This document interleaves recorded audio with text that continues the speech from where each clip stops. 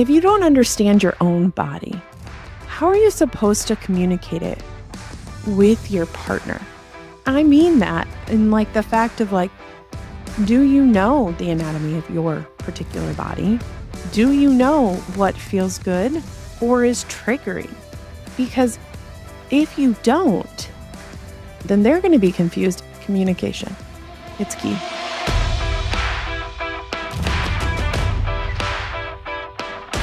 Welcome back to Vaginally Speaking, the podcast for grown-ass women ready to stop faking, start healing, and speak the messy, sexy, hormonal truth.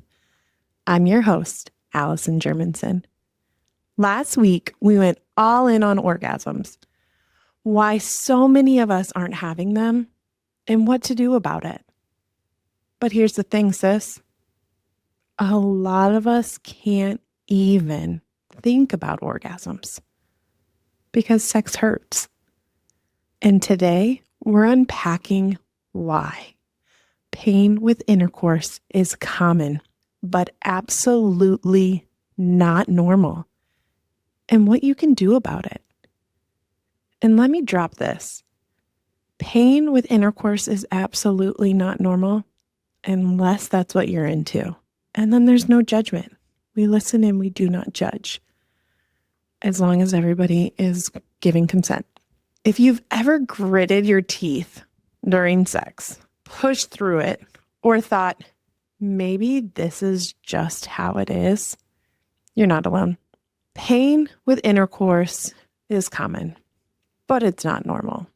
In fact, up to 1 in 5 women report pain with intercourse. And how does that make women feel?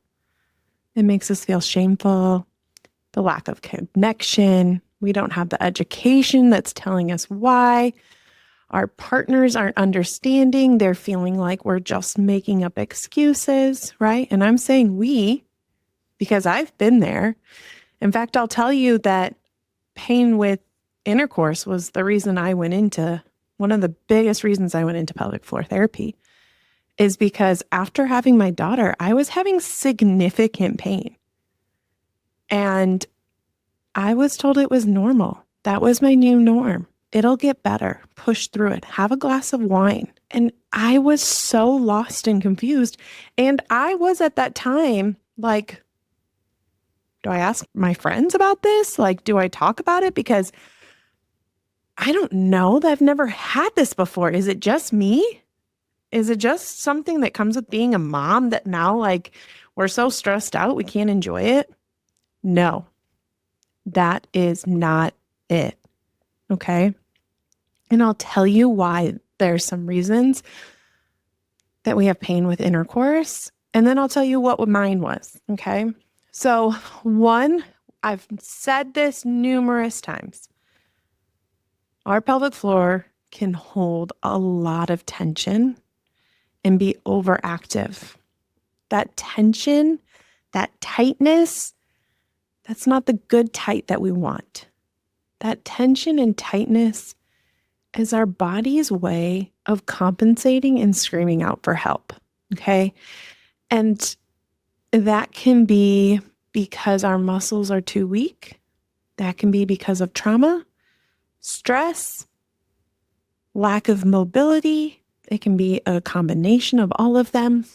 But typically, the muscles being too tight and overactive it's trying to tell us something, okay? There's also could be hormonal shifts, right? It could be that, I'm gonna go way back of like puberty. So I'm talking about pain with sex, and that's what most of this episode is going to be. But I don't know how many women listening to this had pain inserting a tampon when they were younger or even now. I know that a tampon is very different than a penis or a toy, but that's also not normal. We also shouldn't have pain inserting that. And it can be because of hormone changes. It can be because of the hyperactive pelvic floor, the stress of that, right? So we can also have challenges after postpartum with the hormonal shift or perimenopause or menopause, right? And that can be from vaginal dryness or thinning of the tissues or literally everything above that I was just talking about. And you're like, wait a second. I'm not menopausal. I just had a child and my pelvic floor feels really dry and I'm using all the lube that I'm meaning to use. If you're breastfeeding, it is common for us to have more vaginal dryness than not.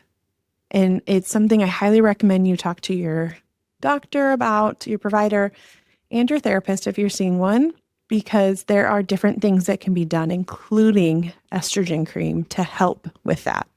There's also, and this is me right here, the thing I'm about to say is what was causing pain with me, are scar tissues. Now, don't get me started on the lack of education we have after a C-section, because there's a lot we should be doing after a C-section. But I'm even talking about like our first degree tears, second, third, our episiotomies, any kind of surgery. But let's go to the vaginal tear where we're like, wow, I didn't tear very much. It was like a first degree, second degree tear. What you don't know is that that's just like any other scar in our body. And when we think about any other scar in our body, we are meant to mobilize it so it doesn't get sticky and heal real tight, right? We need mobility there. So, if you have surgery on your knee or on your wrist, you're told to work through that scar. But when it's in our vaginal area, nobody's telling us that. And so for me personally, that's what was happening. I had a second degree tear and it was just getting hit every single time. And that was incredibly painful. And then what does that do when it's incredibly painful? And we'll elaborate more, but then I didn't want to have intercourse. And then my spouse thought it was him. Then there's that disconnect of connection in our relationship and just mentally, everything going on with that. Where if somebody would have just maybe mentioned that if we have any scars, we should mobilize them no matter where they are on our body. And in fact, when I started mobilizing that scar, everything was better. Literally. We can also have challenges with infections or conditions such as endometriosis, vaginismus, vulvodynia, PCOS. Those all play a huge role in our sexual health, mental health, and if we're having pain. So what I tell a lot of my patients is we don't know what came first, the chicken or the egg, right? So we may be experiencing this physical pain that happens because of scar tissue, because of tightness of the muscle, because of stress, because of endometriosis or vulvodynia. But then it can cause a psychological response. So now, because we're having this pain, it may cause us to feel shameful, stressed, disconnected, and now it just runs a circle. So now maybe we've worked on some of those physical things, but we haven't worked on the psychological, emotional things. And our body remembers. If you remember, a big thing I like to say is our body keeps score, which that's actually a really great book. Highly recommend you read it. But if we don't look at that whole thing, it's going to keep coming back. Same thing as if we unfortunately experience some sort of physical trauma to our pelvic floor, and it could be what I was just talking about, or it could be, unfortunately, sexual assault. We may have worked our ass off in talk therapy to get through that, and we feel great, as in we feel empowered to heal past that. We have the steps and the tools we need, and we feel safe and ready to enjoy intimacy with our partner. And our body wasn't worked on, and it's absolutely not. And it just freezes and it tightens way up. And it's I'm not letting you in here. Absolutely not. So it's so important that the whole body is looked at. And I highly recommend, if you're seeing a pelvic floor therapist and you're not local or don't want to see us virtually and you want to see somebody in person, which I totally get, please make sure that they're looking at the whole thing, because otherwise that's going to come back. And then what kind of thing does that do to our mental health, right?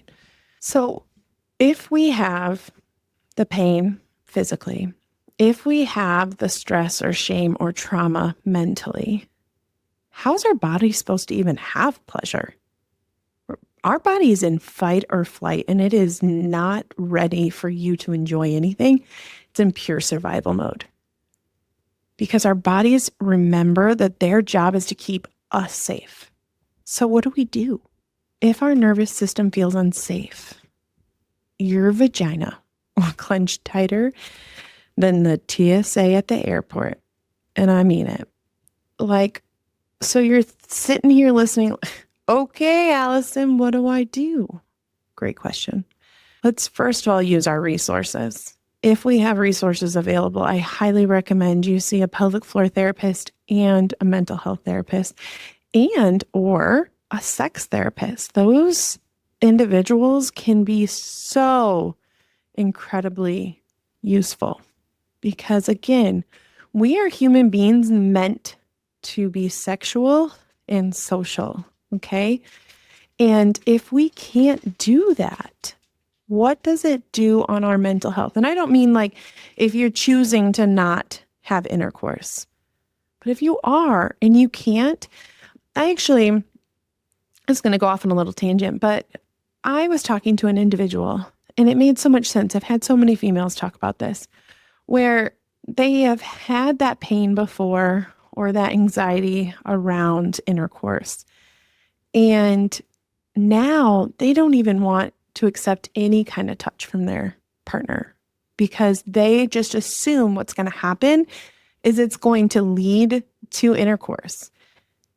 And their mind remembers what intercourse feels like. Painful, not fun, just trying to push through it, feeling like it's our job for our partner to get through it. And then our body stores all of that. And unless you're wanting to have pain, and what I'm talking about, nobody wants to have this type of pain, right? It's not normal, but it is common. So what should we start doing besides seeing a pelvic floor? Start looking on the inside.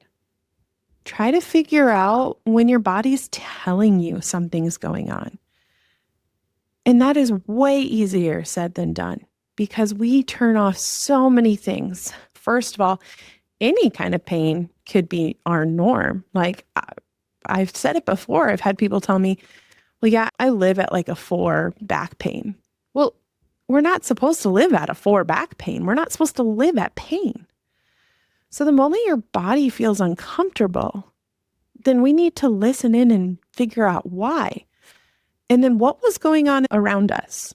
So if we had pain, was something physically touching us? Was there a stressful situation? Did something trigger us? Is there something that hasn't been happening that should be happening? We have to look and try and figure that out. And it takes time to reflect in, and it takes time to figure out some of the triggers and what's happening. But I promise it's worth it.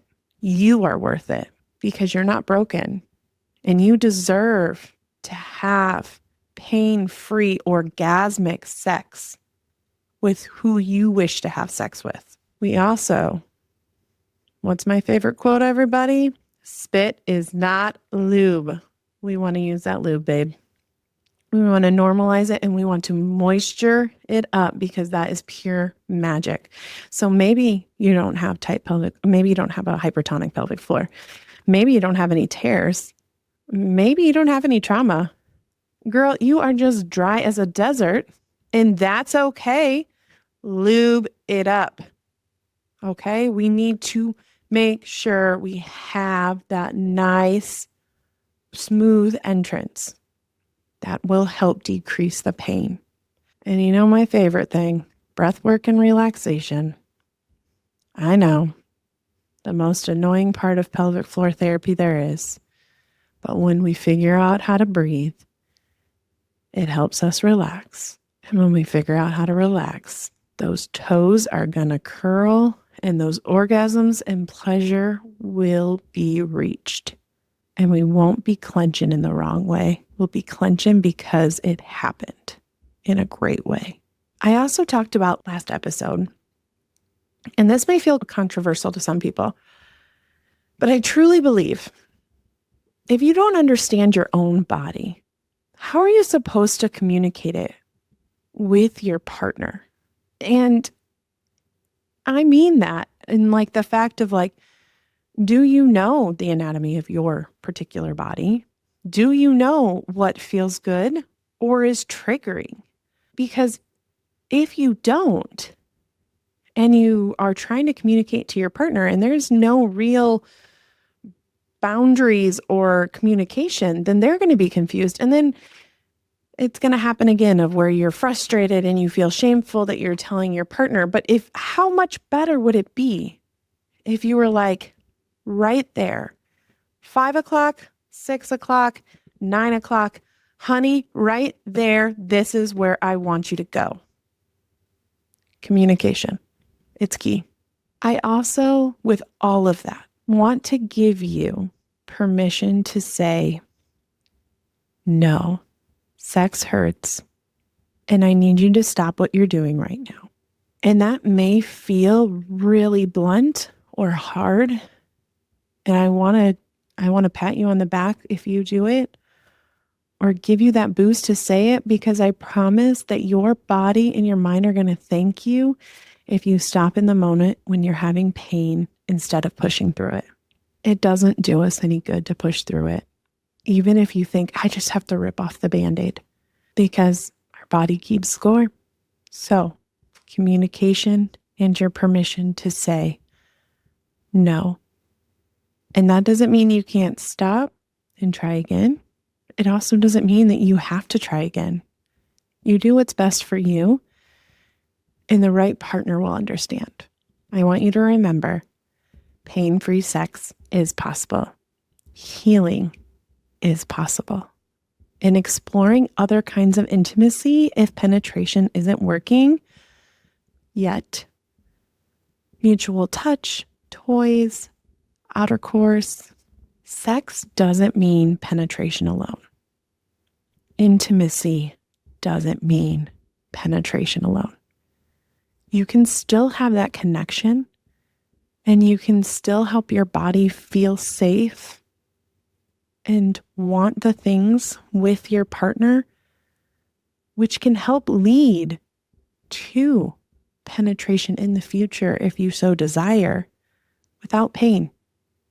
You can still achieve orgasms without penetration. And if you remember, only 17 to 18% of females orgasm with penetration alone. You are not broken. You are not alone. And you absolutely deserve pleasure. You deserve to get to that O. Here's the truth. Pushing through pain isn't strength. It's self-abandonment. Your body is asking you to listen. And when you do, that's where the healing and real pleasure begins. So sis, if this episode hit home, share it with a friend who needs to hear she's not broken. Follow at One Strong Woman Therapy and at Vaginally Speaking Pod. Leave us a review. And let's keep breaking the silence around pain and pleasure. Until next time, keep it real and keep it sexy from the waist down. Toodles.